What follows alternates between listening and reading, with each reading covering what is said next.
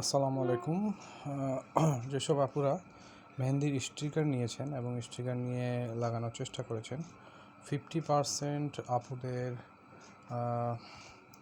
আপনার স্টিকার লাগানো বা মেহেন্দি লাগানোটা সঠিক হয়নি এবং এলোমেলো হয়ে গিয়েছে।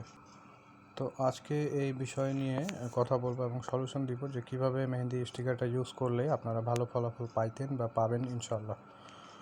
তো এই জিনিসটা 50% আপুরাই বলছেন যে ভাই এই জিনিসটা বেকার, কোনো কাজের না। এবং তো তারা কিভাবে ফলাফলটা পাইতেন সে বিষয় নিয়ে বলছি। দেখেন, মেহেন্দির স্টিকারটা যাদের হাতে বসবে না তাদের হাতে তো যদি সাইজটা এলোমেলো থাকে তাহলে তাদের তো ভালো হবেই না। আর যেহেতু ডিজাইন খুব কম থাকে এবং গ্যাপগুলো বেশি থাকে, আপনারা এক্ষেত্রে করবেন যে আপনারা পার্ট বাই পার্ট সেগুলোকে কেটে নেবেন।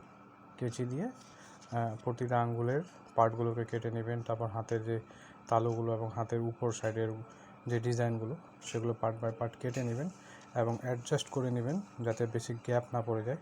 কারণ দেখেন, এই যে বেশি গ্যাপ পড়ে গেলে দেখেন মেহেন্দিটা খারাপ দেখায়। যেমন এখানে দেখেন ছবিতে খুব সুন্দর দেখা যাচ্ছে, কিন্তু এই যে মাঝখানে আঙ্গুলের গ্যাপ, এদিকে গ্যাপগুলো খারাপ দেখায় এবং হাতে ফিট না হলে জিনিসটা খুব খারাপ দেখা যায়। তো যার কারণে আপনারা পার্ট বাই পার্ট কেটে নেবেন। আঙ্গুলের প্রতিটা পার্ট কেটে নেবেন, এই জায়গার পার্ট কেটে নেবেন, এই জায়গার পার্ট কেটে নেবেন। এভাবে পার্ট কেটে কেটে আপনি অ্যাডজাস্ট করে ভালো মতো নিজের হাতের সাইজ অনুযায়ী লাগাবেন। সেক্ষেত্রে আপনি খুব ভালো ফলাফল পাবেন। আর মেহেন্দি অবশ্যই ভালো করে লাগাতে হবে, যাতে স্টিকারটা আসলে ভালো করে বসাতে হবে, যাতে মেহেন্দিটা ডিজাইনের বাইরে বা ভিতরে না ঢুকে যায়। ঢুকে গেলে ডিজাইনটাও নষ্ট হবে এবং সেক্ষেত্রে আপনি রেজাল্ট খুব একটা ভালো পাবেন না।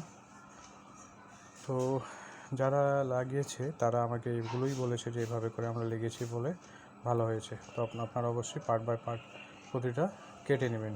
ঠিক আছে, ধন্যবাদ সবাইকে।